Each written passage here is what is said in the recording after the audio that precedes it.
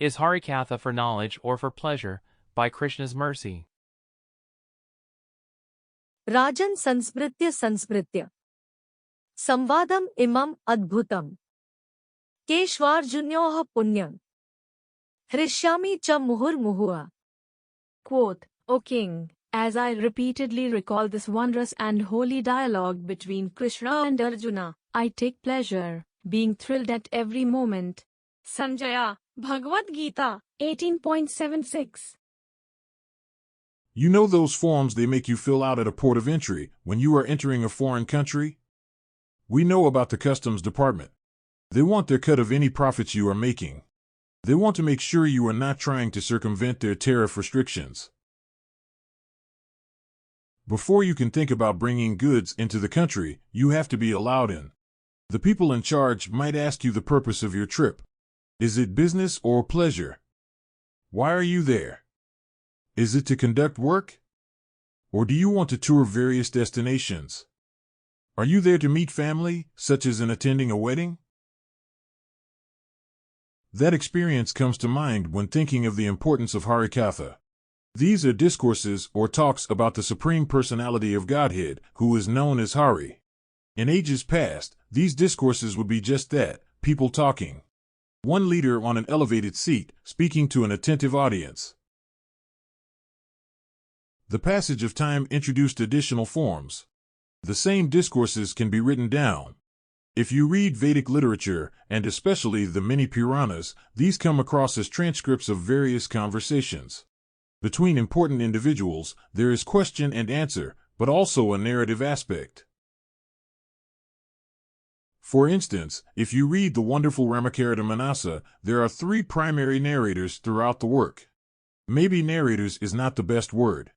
It is like 3 separate conversations are taking place, and within that dialogue you receive transcendental wisdom and historical information.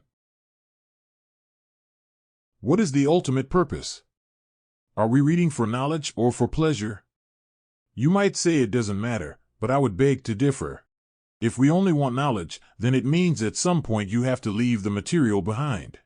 No one revisits their college textbooks after graduating, as an example. If we are reading for pleasure, how do you convince someone who takes no pleasure from the material? Can they be made to relish the transcendental topics?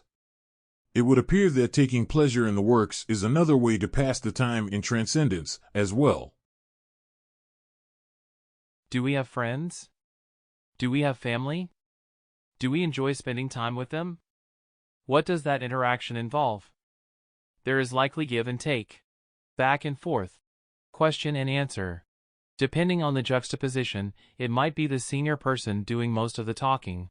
We simply listen. Still, the experience is enjoyable. We are with someone we like. We intentionally seek out their association. When we are apart, we miss them. There is pain from separation. This is at the heart of the tragedy involving death. We have permanently been separated from someone we otherwise would like to have around. At the highest levels of understanding, Hari-Katha is like spending time with the Supreme Lord and his close associates. We may not get to interact directly, in the typical fashion, but even that is not entirely true. The Supreme Lord provides guidance from within, through his role as Chihi Guru. Tesham evanukampartham aham agyanjan tamah nashame atmabhavastho Gyandipen bhasvata. Quote, out of compassion for them, I, dwelling in their hearts, destroy with the shining lamp of knowledge the darkness born of ignorance. Lord Krishna, Bhagavad-gita, 10.11. He also gives guidance from without, through sending the bona fide representative. This person is known as the spiritual master. In Bhagavad-gita, we have God in the special case of guiding externally, but directly. Krishna is both the spiritual master and the full representation of the Chihi Guru.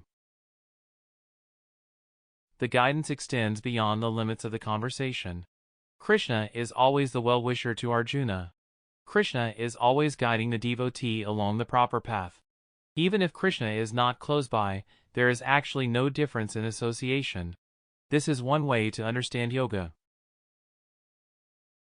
To hear Hari-Katha is to associate with Krishna. It may be attempted without knowledge. It may be instituted as part of a daily routine. It may be taken up reluctantly, at the urging of a friend or family member. There will always be a transfer of knowledge. That knowledge is desperately needed, especially in a land where everyone is born into delusion. इच्छाद्वेष समुत्थेन द्वंद्वमोहेन Bharat सर्वभूतानि सन्मोह सर्गे यान्ति परन्तप. Quote, O sign of Bharata, Arjuna, O conqueror of the foe, all living entities are born into delusion, overcome by the dualities of desire and hate. Lord Krishna, Bhagavad-gita, 7.27. The knowledge is important, but hopefully that knowledge will convince us to continue to associate. The more we rise in our understanding of the world around us, our place in it, and the relationship God has to everything, the more we will come to appreciate the source of such knowledge, who is Hari.